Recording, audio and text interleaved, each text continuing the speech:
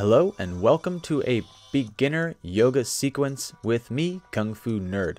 Before we get started, smash that like button, smash that subscribe button, and hit the bell so you know when we make new videos. Let's begin. We'll take our hands under our shoulders and our knees under our hips, extending the opposite arm and opposite leg, squeezing, lifting high, and then squeezing elbow and knee together. Extend, lift, and exhale. Slow squeeze, elbow and knee. Again, repeating this with the breath. Slower is better. And shift to the other side, taking the right leg long. Extend through the heel. Don't let the foot die. Don't let the foot be dead and empty. Keep that leg active. Extending through the heel, pressing everything away. Lifting up with the thumb. And then squeezing everything together. Exhaling the knee to elbow for a good squeeze, good core squeeze. Repeat 5 to 10 times depending on how much you are enjoying this moment. If you're really not enjoying it, you definitely should do 10.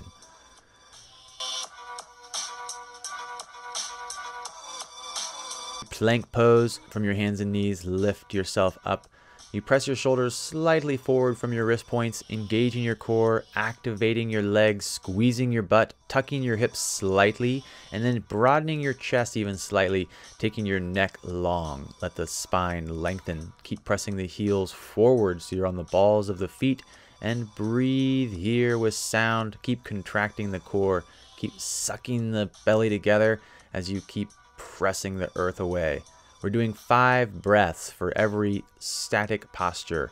So for any of the ones that we're holding here, we'll do 5 breaths. And any of the exercises that you're moving or doing a repetition, then we'll do 5 to 10. Going to side plank next, rolling to the outside edge of your foot, keeping your shoulder behind your wrist.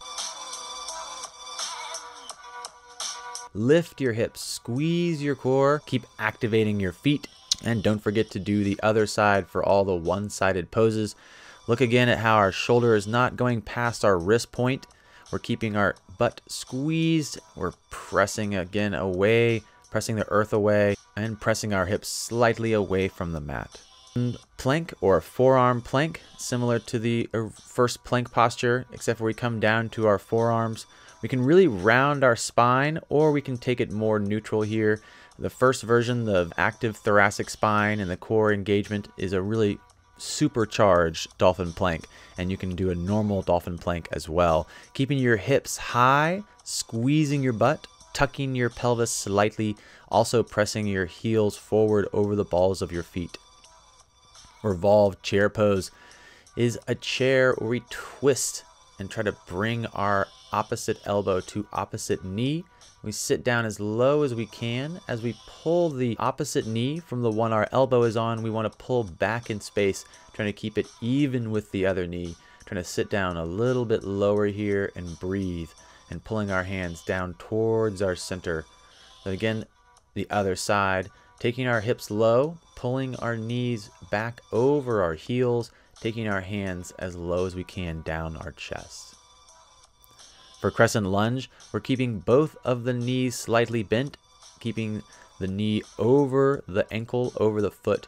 You can take your arms behind your head, tucking your hips slightly here, keeping your core active, and breathing for 5 breaths. You can do it, pressing the earth away, pressing your heel forward, staying on that back ball of the foot. And switching to the other side.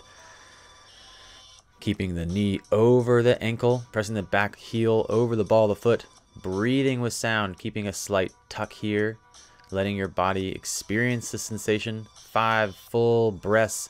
Inhale, exhale with sound. It's a beautiful day out in the park or in your living room, wherever you are enjoying this moment.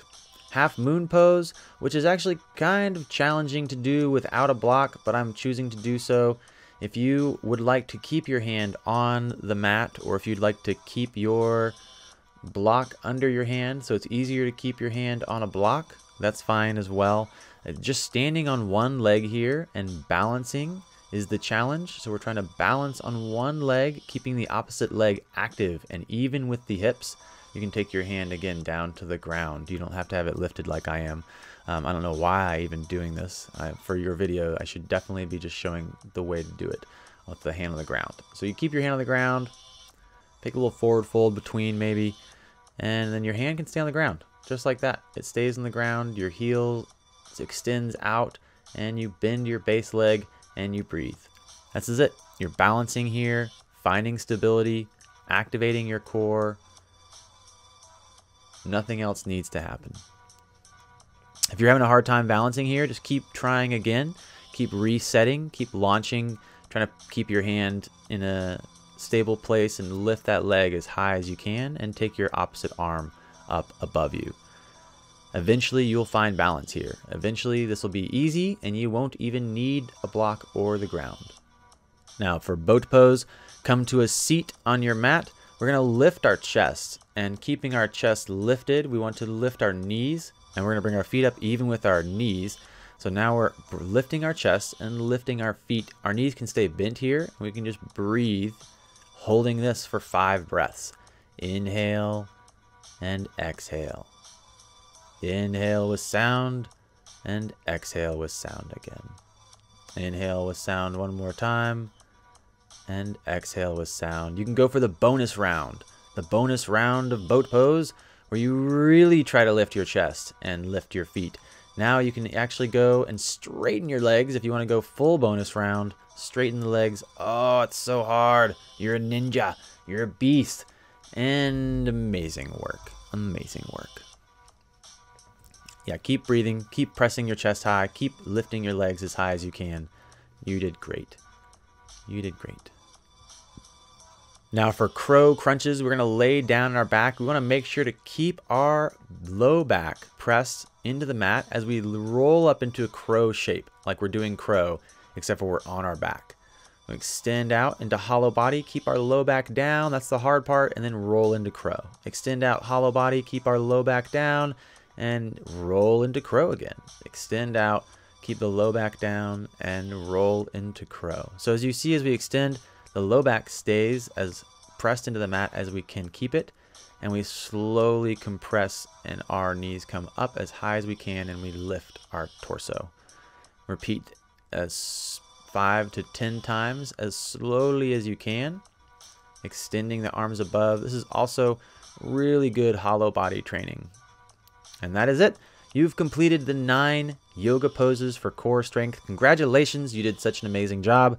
Don't forget to like this video, share it with a friend, subscribe to the channel, and add it to a playlist. Do this often. I'd say do this every other day or every day for a few weeks to really get your core fired up and feeling good. And if you don't already, follow me on Instagram right here at Kung Fu Nerd. Go ahead and follow me. I actually put this video up earlier today in the short format, so it had the minute version go up earlier today. If you guys like those short ones, they are on the Insta. We have a bunch of other videos coming out and other classes similar to this that are going to be dropping on the channel, so stay tuned, and I will see you guys next time.